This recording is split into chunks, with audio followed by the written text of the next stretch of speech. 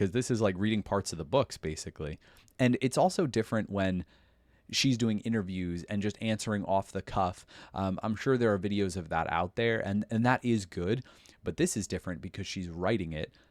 She is publishing it intentionally. She is saying, I am putting my stamp on these words. I want this to be part of the official canon. So I'm soaking this in.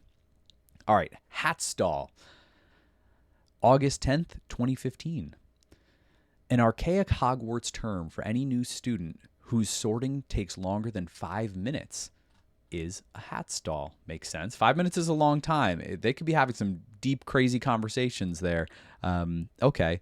And of course, in the movies, those conversations seem to be audible to all, but in the books, it's more of just a whisper in the ear. So you'd be called maybe a Hatstall if your conversation takes longer than 5 minutes. This is an exceptionally long time for the Sorting Hat to deliberate, and occurs rarely, perhaps once every 50 years. Huh. Of Harry Potter's contemporaries, Hermione Granger and Neville Longbottom came closest to being Hatstalls. The Sorting Hat spent nearly 4 minutes trying to decide whether it should place Hermione in Ravenclaw or Gryffindor. In Neville's case, the Hat was determined to place him in Gryffindor. Neville, intimidated by that house's reputation for bravery, requested a place in Hufflepuff. Wow, so fitting, because you could see that. You could see Hermione in Ravenclaw, and you could definitely see Neville in Hufflepuff. But if he went to Hufflepuff, he maybe would have ended up more of a classic Hufflepuff. And by the end, we see so much bravery. And then Hermione, I think, also got a lot of bravery from being around such brave people, but she kind of shined Ravenclaw through and through. Okay, their silent wrangling resulted in triumph for the Hat. Triumph, because the Hat put them where they were supposed to be. That's great. The only true Hatstalls known personally to Harry Potter were Minerva McGonagall and Peter Pettigrew. Whoa. Because Peter Pettigrew should have been a Slytherin, probably. And McGonagall must have been a Gryffindor because she's the house head. But what else could she be? She is very smart, so Ravenclaw. And she's got a big soft side there, so I could see Hufflepuff too. Or there could be a dark side.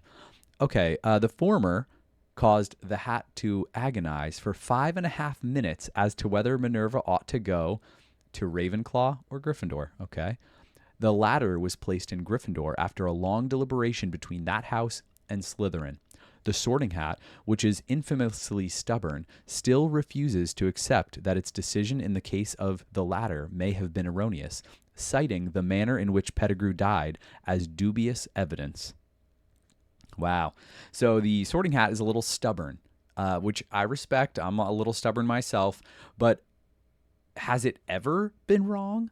Because it's talking about refusing to accept it, which means it was confronted. Someone told him, I guess, maybe a headmaster, maybe even Dumbledore, and brought that to his attention, and the Sorting Hat was stubborn. That is really interesting.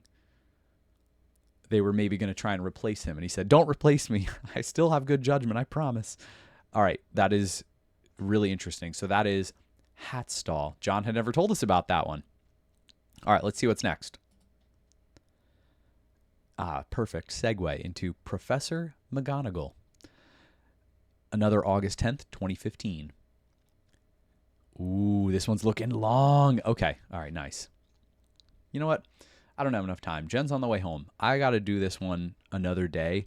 And I'm just too excited. I want to be able to do this slowly, but I got to get ready to go to a drive-in movie tonight. So this is going to have to wait because I want to be able to soak this in. Man, this is so good. Got to pour myself some butterbeer. I'll be back.